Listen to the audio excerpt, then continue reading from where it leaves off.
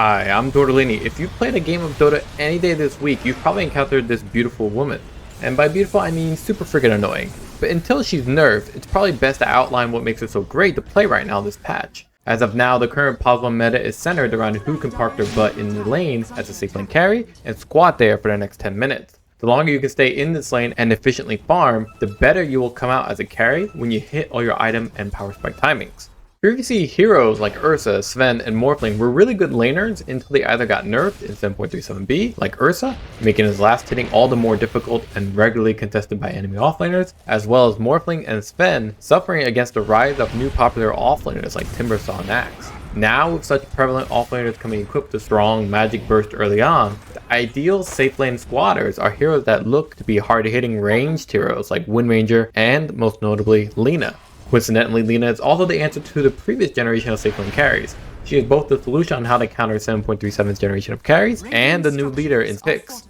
Now don't get me wrong, she's still a fantastic mid laner because of her ability to comfortably win her lane against popular mid laners like Shadow Fiend, Puck, or Void Spirit, but also because she can push the creep wave and then go farm her stacked jungle camps with ease, especially with her new innate ability, Combustion. But that's kind of why she's an even more popular safe laner, because you can free up the mid lane for some really proactive heroes like Storm Spirit and place Lina in the lane that needs to be secured and taken advantage of with her hyper carrying capabilities.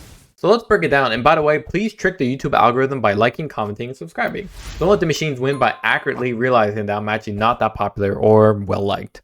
When you compare Lina with other possible ranged safe laners like Windranger, they just pale in comparison when it specifically comes to the early game, and the reason is twofold. 1. Lina's attack range is by far the highest in the game.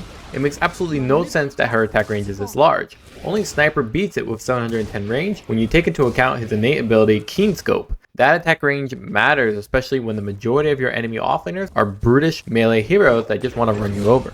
And that kind of boils down over to my second point. Sniper may have superior range, but his crowd control and damage output sucks compared to Lina. Lina comes with two fantastic AoE spells that easily reaches most offlaners, whether Dragon Slave for ranged or Light Strike Array for melee.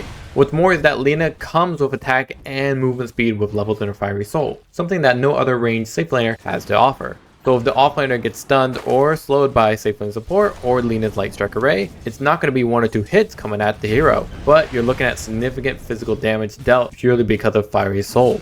So Lina is a hero that can easily squat in her lane without fear knowing she has such a safe range, scaling attack and movement speed to keep pace with most offlaners, and great spells to guarantee last hits or follow through on a potential kill. That's just the laning stage. With such a comforting lane, she can get a Maelstrom at a record time of like 10 to 11 minutes, leading her to then farm stacked jungle camps with ease, hastening her farm even more to get a very fast Glipnir to then start making plays. And that's the second part of her popularity as a safe lane carry, her new innate ability, Combustion. It shifted her from a single target killer to now being an incredible AoE damage dealer with both physical and magical damage. Basically, Combustion rewards Lina for dealing additional damage to nearby foes if her main target takes 150 damage. Now, it may seem like 40 damage at max level is nothing, but you have to be aware that Combustion occurs whether you deal damage as a spell or as an auto attack. So late game, when Lina has her Glipnir and Daedalus, each of her attacks, which comes at a very fast rate because of Fiery Soul, will essentially melt nearby enemies as well. What's more is that if she deals a massive nuke spell like Laguna Blade or a critical strike from her physical attack, she will then deal additional combustion damage for every damage reached. A typical late game Lina with max Fiery Souls would deal something like, 450 to 600 damage every 0.3 seconds to the main target, and thus a maximum of 180 additional damage to every enemy near her target per second. So, Lina with Combustion becomes a great block pick to nullify a lot of snowballing heroes and lineups like maybe Terrorblade, Broodmother, Naga Siren, illusion or multi-unit heroes. You can even count on Dragonite or Lifestealer who want to play with the team and play close by, while Lina can easily kite and maybe pick up a Silver Edge for the break. Right, so let me show you what I'm talking about here with Lina and Combustion, just how busted, pun intended, it actually is. You can already see the game pretty late in this Immortal match. It's a 4v5 situation. People are starting to group up, so you know a storm's brewing. Basically, less than 1k lead on the Dire team. And just watch this Enigma. The Enigma is going to be pretty important. Alina's going to be close to dying, and then Enigma's just going to turn that around. And because Enigma's Black Hole kind of brings the enemy team together, the 400 AoE on Combustion really pays off in terms of damage output just to turn that whole match around. Let's see here. Let's try to slow this down just a tiny bit. There we go. So Lina here, as I said before, she's going to get caught out. She's going to pretty much almost die. It's actually pretty nuts how she almost dies. Here comes the beautiful black hole. I love that.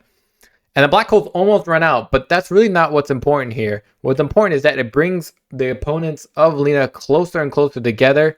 She's really going to lay them down once she gets out of that stun. BKB, Satanic, and there she goes.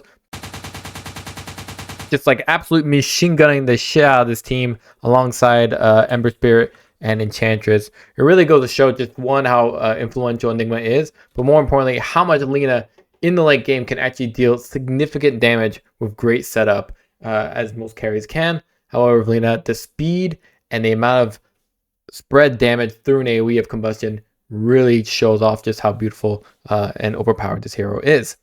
So let's talk real quick about our build. For starters, her skill order, you open with Light Strike Array because it has the same mana cost as Dragon Slave, but higher damage, so you can guarantee less hits on the range creep and simultaneously stuns enemies who are trying to deny you. That said, we do max out Dragon Slave because it has a higher range and scales better than LSA in terms of damage. So early game combustion procs twice with the overflow Dragon Slave damage, and thus both enemies are hit by 2 procs of combustion.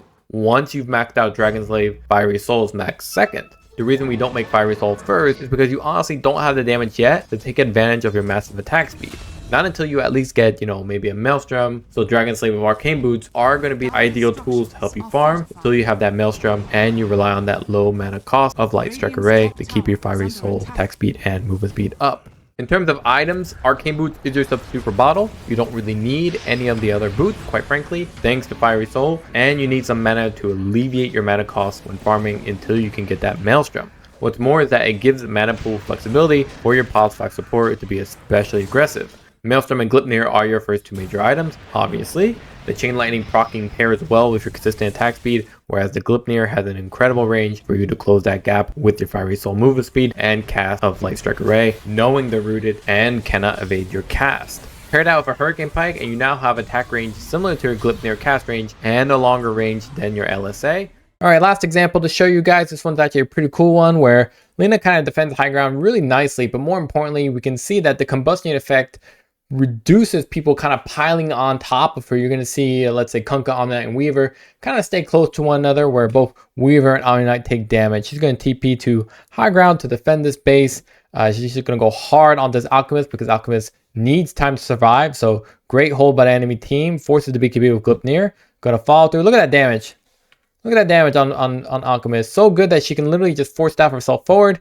And then here comes the combustion damage I'm talking about. She going hard on Weaver. 999 crit you can see right here, and that already is doing damage to Omni-Knight, who then gets stunned by Light Strike Array, and then she goes even harder. So what looks like a 3 versus 1 fight is in reality more like a 1.5 to 1 fight, just because she has great control, great damage, great follow through, great attack speed, great everything. Look at this.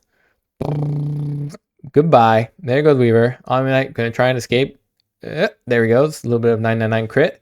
Classic Final Fantasy level kinds of damage, and then the Storm Spirit for the wrap up.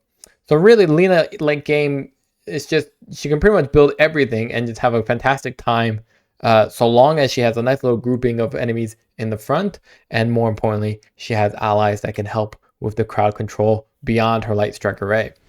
Now don't forget about Lina's talents. It's her final secret to what makes her so incredibly good. She scales so well, and all her talents are well rounded.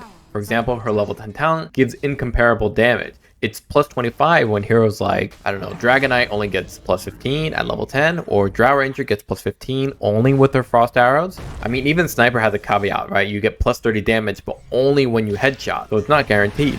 Lina just gets straight up 25 damage, and she attacks faster than all those other heroes by the time she hits level 10, and thus is more guaranteed to reach that 150 damage threshold for the combustion innate ability. Secondly, her level 15 talent gives her 35% magic resist for a hero that is meant to be long-range glass cannon. What's crazy is that magic resist beats out common items like Eternal Shroud, only giving 20%, and you throw in your supercharged facet, and Lina can get anywhere between 65 to 70% magic resist from the 12 stacks of Fiery Soul for free. Her level 20 and 25 talents are just incredibly scaling as well, giving even more attack and movement speed and a free crit.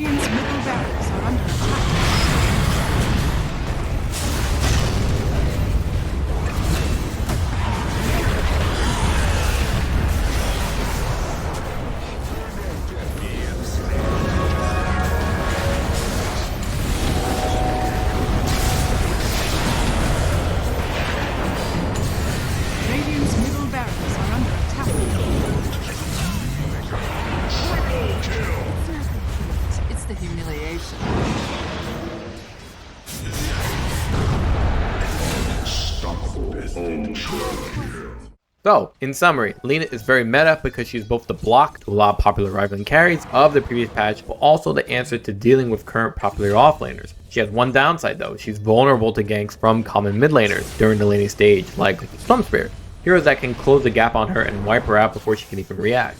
Beyond that, her kit provides all massive attack range, decent damage, and high attack and movement speed bonuses. She has also good crowd control and nuking magic spells that all scale as the game progresses due to her talents. That is all wrapped together with a nice bow tie of additional AoE damage thanks to combustion, which makes her farming and eventual team fighting menacing. Her new 7.37 innate ability effectively shifts her single target power into a consistent AoE damage at a fire rate that answers the question on how to counter or meta deathball lineups. All in all, break the game with Lina until Valve patches it out, and as always, let me know in the comments how your matches have been going with Lina. PS, please consider supporting the channel and my guides. Thanks, bye.